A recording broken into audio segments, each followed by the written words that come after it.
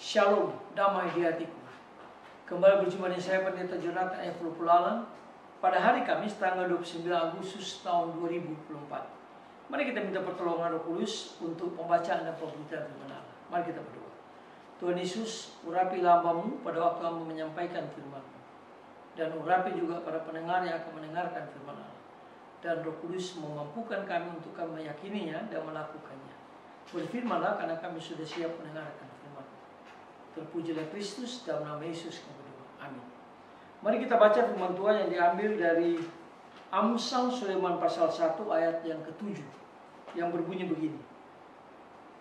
Takut akan Tuhan adalah permulaan pengetahuan, tapi orang bodoh menghina hikmat dan didikan. Tema kita pada hari ini adalah berkompetisi dengan akal sehat. Nah, saudara-saudara yang saya kasih dalam Tuhan Kristus, hidup ini penuh dengan kompetisi dan persaingan. Untuk meraih posisi yang lebih tinggi atau puncak, tentunya membutuhkan satu keterampilan, suatu kemampuan dan profesionalisme di bidang masing-masing.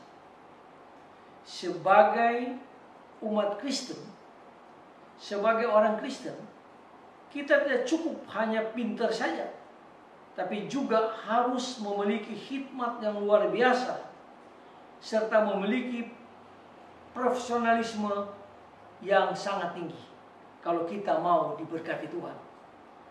Di dalam Alkitab diceritakan bahwa Nabi Daniel memiliki kecerdasan dan pengertian 10 kali lipat, 10 kali lebih hebat dari semua orang yang berilmu di Babilonia pada zaman Daniel itu. Itu dijelaskan di dalam Daniel pasal 1 ayat 20. Kenapa? Karena Daniel orang yang takut akan Tuhan, orang yang selalu meminta hikmat dari Tuhan, sehingga dia berhasil.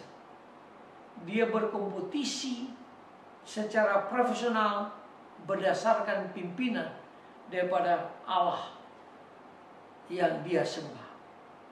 Nah, saudara-saudara yang saya kasih dalam Tuhan Kristus, saya melihat di sini ada 4 hal yang harus kita pegang untuk kita berkompetisi dengan akal yang sehat. Yang pertama, yaitu tidak boleh menghalalkan segala cara. Tidak boleh menghalalkan segala cara. Itu kita bisa baca di dalam 1 Samuel pasal 18 ayat yang ke-17 dan ayat yang ke-25. Kita tahu cerita ini bersama. Kita tidak boleh malah mencelakakan, menjatuhkan orang lain dengan rekayasa yang jahat.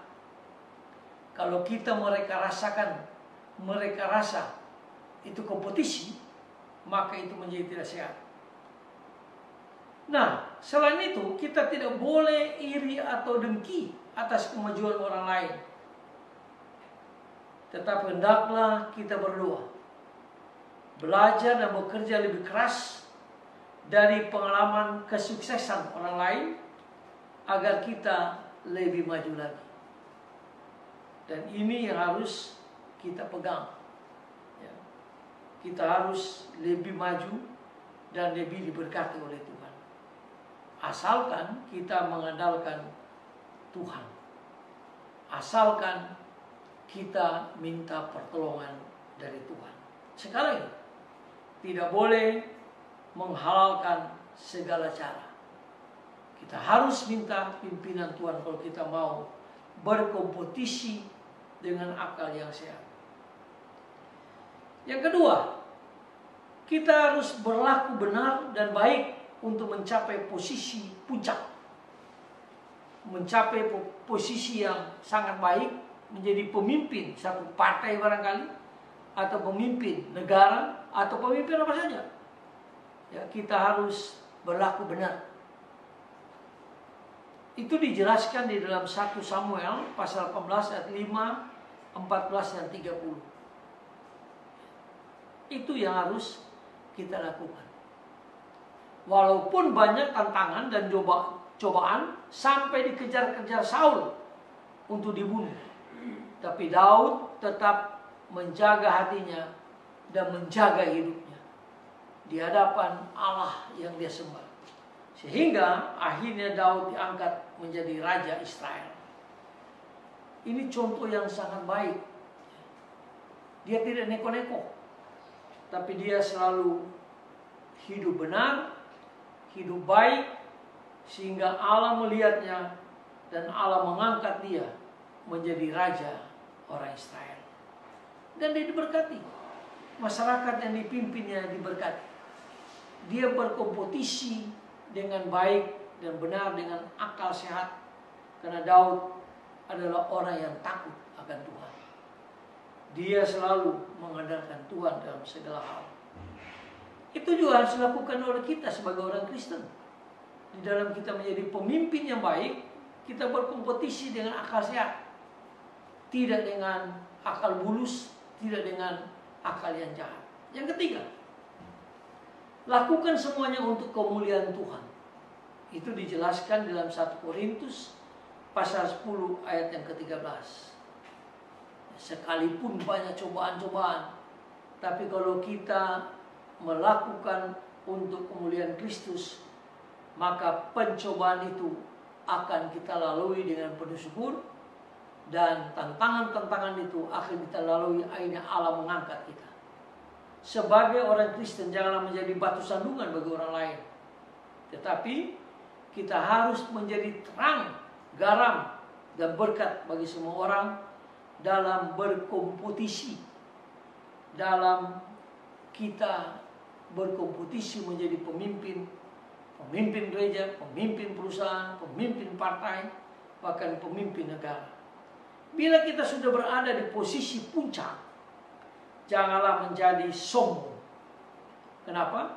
Karena Allah sangat membenci orang yang sombong. Itu dijelaskan dalam 1 Petrus pasal 5 ayat yang ke-8 dan seterusnya. Allah benci banget orang yang sombong. Tetapi kita harus lakukan semuanya itu untuk kemuliaan nama Tuhan. Dengan penuh kerendahan hati kita melakukan semuanya untuk kemuliaan Tuhan. Kalau kita menjadi pemimpin yang baik, pada waktu kita berkompetisi menjadi pemimpin yang baik, berkompetisilah dengan akal yang sehat.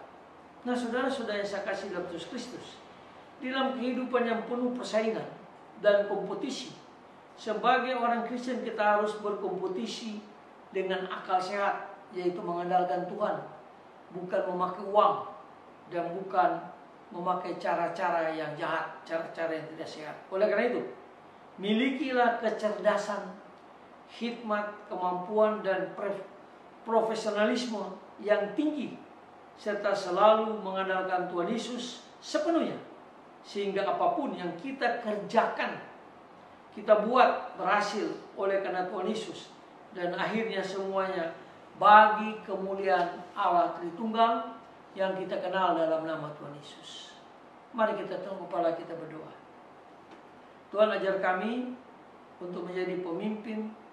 Dalam kami berkompetisi, kami harus berkompetisi dengan akal yang sehat, yang mengandalkan Tuhan, sehingga Tuhan memberkati kami semua. Tuhan Yesus, ampuni dosa kami, dengarlah doa kami. Dalam nama Yesus kami berdoa. Amin. Sampai kita berjumpa di kesempatan yang lain.